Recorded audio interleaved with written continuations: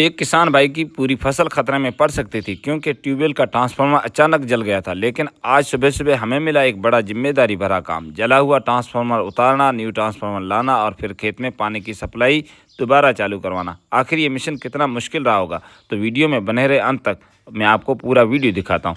Hello, welcome to back my new vlog के साथ शुरू करते हैं आज की नई सुबह की शुरुआत। आज की सुबह की शुरुआत एक ज़रूरी कॉल के साथ हुई। एक किसान भाई के ट्यूबवेल का ट्रांसफार्मर ख़राब हो गया था, जिसके कारण खेत में पानी की सप्लाई पूरी तरह बंद हो गई थी। ऐसे समय हर घंटा किसान के लिए बहुत ही कीमती होता है, इसलिए हम अपनी कैंपर लेकर तुरंत मौके के लिए रवाना हो गए।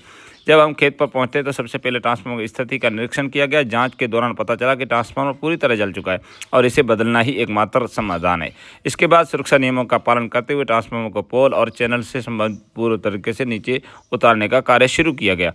अब अगला चरण मैं आपको दिखाता हूं कि इसकी जो तारें वगैरह है ये सारी खोल दी जाएगी और उसके बाद चेन पुली लगाकर ट्रांसफार्मर को कैंपर के अंदर रख दिया जाएगा, क्योंकि इसकी उतारने का मात्र एक यही तरीका है। इसी से ये सुरक्षित तरीके से उतर सकता है, क्योंकि सबसे पहले तो शटडाउन लेना जरूरी होता है। हम शटडाउन लेकर ही इन चीज़ों में हाथ डाल रहे हैं, क्योंकि ऊपर 11 के भी लाइन चल रही है। इसमें मेरा सहयोग कर रहे थे किसान भाई जो इस खेत के साथी थे और मेरे दोस्त लोग भी, क्योंकि इसको उतारना काफ़ी मुश्किल काम होता है। इसको उतारने के साथ साथ सावधानी भी बहुत ज़रूरी होती है और सुरक्षा भी बहुत ज़रूरी, क्योंकि थोड़ी सी लापरवाही आपकी जान को जोखिम में डाल सकती है और बड़ा हादसा करवा सकती है। इसलिए इस काम को इतना सही तरीके से किया जाए कि आराम के साथ, आसानी के साथ, पूरी ध्यान के साथ करना ज़रूरी होता है, क्योंकि ये कोई मामूली काम नहीं है। ये बहुत ही बड़ा और डेंजर और ख़तरे से भरा हुआ काम है। तो हमने धीरे धीरे करके ट्रांसफार्मर को ऊपर खींचा और ऊपर खींचने के बाद हम रस्सी के सहारे से इसको नीचे उतारने की कोशिश कर रहे हैं, क्योंकि चैन पुलिस से जैसे ही लूज होगा तो रस्सी के सहारे इसको आगे की तरफ दबाना पड़ेगा, नहीं तो ये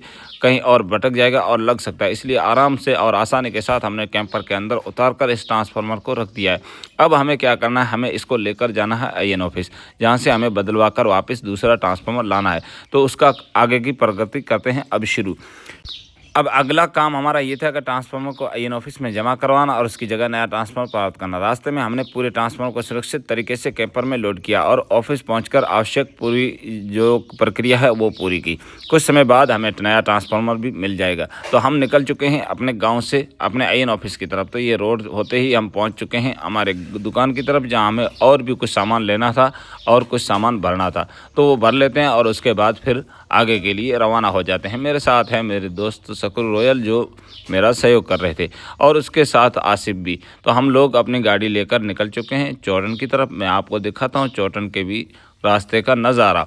कुछ इस प्रकार से हम लेकर आईएन ऑफिस पहुँच चुके हैं। ये ट्रांसफर चौटन तकरीबन हमारे से 30 किलोमीटर दूरी पर है, इसलिए रास्ता भी बहुत ही लंबा है और ये सूखा अभी रास्ता है। कुछ समय पहले जो तूफ़ान आया था उसने काफ़ी नुकसान यहाँ किया है और ये आप देख सकते हैं अभी पेड़ वगैरह हैं जो वो भी हरे भरे हो चुके हैं।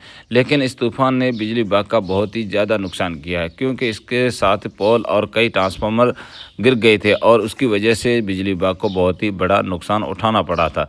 हमने ट्रांसफार्मर जमा करवाने की जो भी प्रक्रिया थी वो पूरी करने के बाद हमें तुरंत ही नया ट्रांसफार्मर मिल जाता है और हम ट्रांसफार्मर लेने के बाद निकल जाते हैं वापस अपने गांव की ओर। रास्ता मैं आपको दिखाता हूं, बहुत ही लंबा और कठिन भी है, लेकिन हमें क्या तकलीफ, हमें तो जाना ही है, क्योंकि बारिश का मौसम अभी देर है। लेकिन जो बाजरियाँ उनाड़ बोई हुई है उसमें बहुत ही ज़्यादा नुकसान हो सकता है। अगर 1 या 2 दिन ट्रांसफार्मर बंद रहने की वजह से किसान भाई को भारी नुकसान उठाना पड़ सकता है। ये है हमारी चौटन की बाज़ार और हम पहुंच चुके हैं अपने गांव की ओर, जहां हमें ट्रांसफार्मर को उतार रख दिया है चैनल के ऊपर और अब हम करते हैं आगे का कार्रवाई। ट्रांसफार्मर को रखने के बाद इसकी जितनी भी वायरिंग है, जो ऊपर की तार हैं, उनको जोड़ देते हैं और उसके बाद मीटर लगा देते हैं। मीटर के अंदर जो भी कनेक्शन है उनको भी पूरा कर देते हैं और जंपर जोड़कर पूरी जांच करते हैं सप्लाई चालू करने से पहले पूरी तैयारी के साथ, क्योंकि किसी भी प्रकार की कोई समस्या ना आए। सारी तैयारी पूरी होने के बाद पल आ गया जिसका किसान भाई को सुबह से इंतज़ार था, क्योंकि ये जो काम है ये बहुत ही कठिन और बहुत ही मुश्किल था। लेकिन हमने कुछ ही घंटों में इस काम को आसानी के साथ कर दिया। इसके अंदर अर्थ वायर लगाना भी बहुत ज़रूरी है, क्योंकि ट्रांसफार्मर को अगर अर्थिंग नहीं दोगे तो इसमें बड़ा प्रॉब्लम पैदा हो सकता है।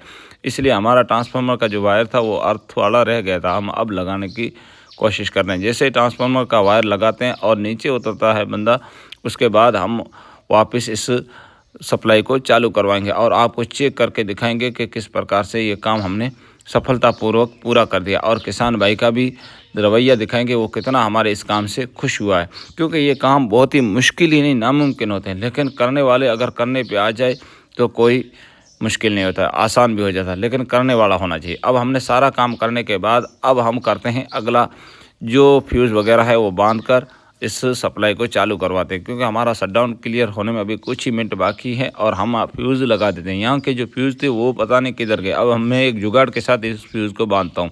इसके बाद एल्युमिनियम वाली तार से मैं इन फ्यूज़ को बांध कर सप्लाई चालू करके मोटर चालू करूँगा। यही पल हमारे काम की सबसे बड़ी कमाई है, जब किसी किसान की समस्या का समाधान होता है और उसकी मेहनत बच जाती है। अगर आप भी बिजली विभाग और फील्ड में होने वाले ऐसे वास्तविक काम देखना पसंद करते हैं तो वीडियो को लाइक करें, चैनल को सब्सक्राइब करें और अपने दोस्तों के साथ ज़रूर शेयर करें। मिलते हैं अगले ब्लॉग में एक नए काम के साथ, क्योंकि इस प्रकार के और इस तरह के वीडियो सिर्फ आपको मेरी आईडी और मेरे यूट्यूब चैनल पर ही मिलेंगे। तो देखने के लिए धन्यवाद।